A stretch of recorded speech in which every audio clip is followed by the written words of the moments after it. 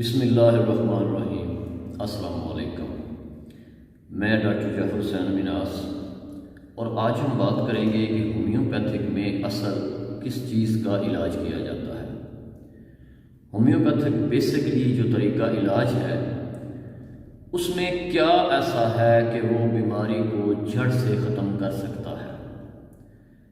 دوسرے طریقہ ہے علاج سے ہومیوپیتھک مختلف ہے، کیونکہ اس میں مثل کا علاج مثل سے کیا جاتا ہے۔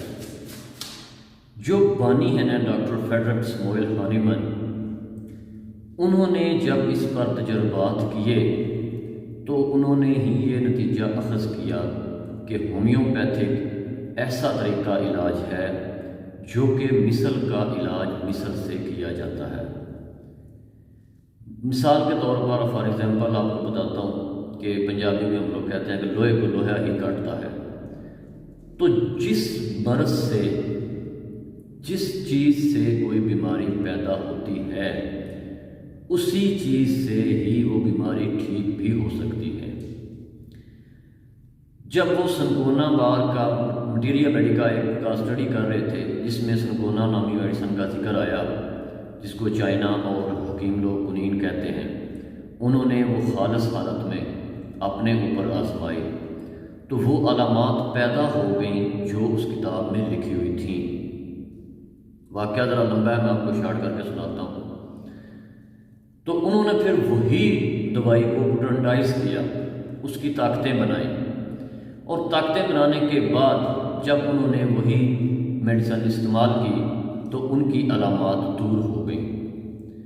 تو انہوں نے پھر یہ نتیجہ اخذ کیا کہ جس چیز سے بیماری آتی ہے اسی چیز سے بیماری ٹھیک بھی ہوتی ہے۔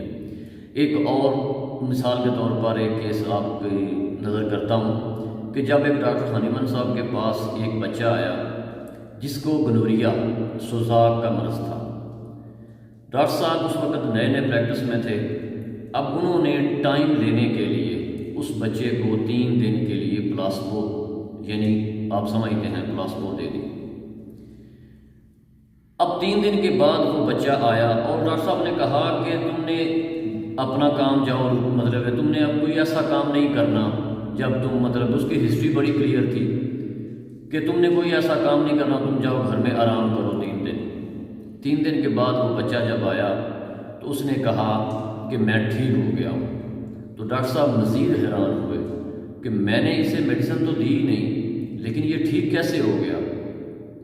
ڈاکٹر صاحب نے اسے کہا کہ تم جو کام کرتے ہو نا وہ تم اپنی روٹین سے کرنا۔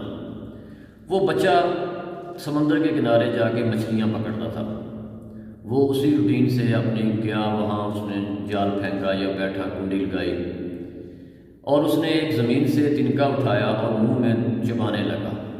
ڈاکٹر صاحب اس کے پیچھے پیچھے تھے، اور جب وہ تنکا اس کے منہ میں چباتا رہا، اس کا رس اس کے اندر جاتا رہا، تو ڈاکٹر صاحب نے وہ جا کے تنکا اس سے لے لیا۔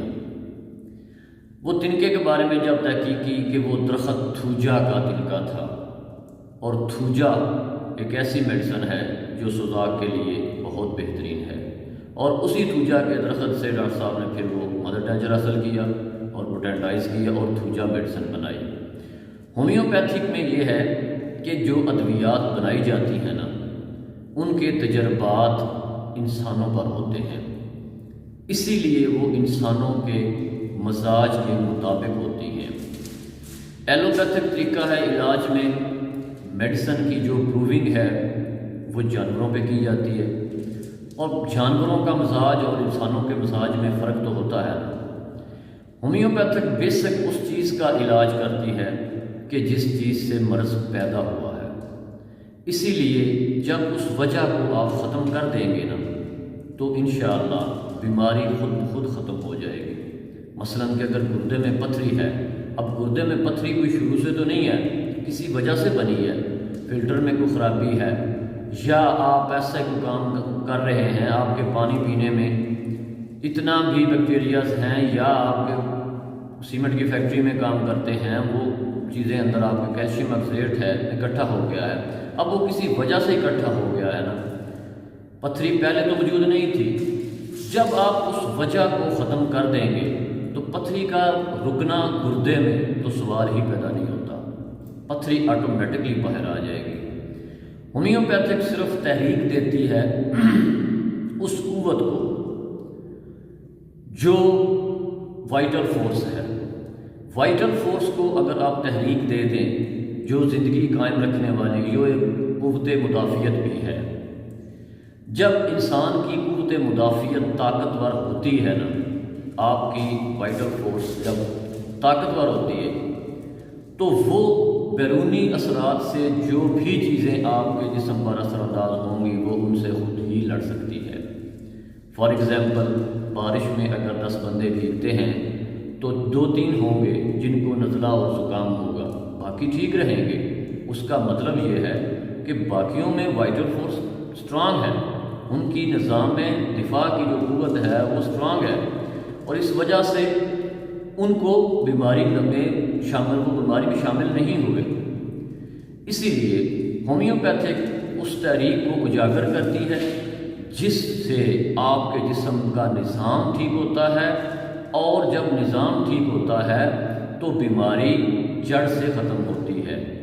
جب آپ کو چوٹ لگتی ہے نا تو وہاں سویلنگ ہو جاتی ہے۔ وہ سویلنگ کیا ہوتی ہے؟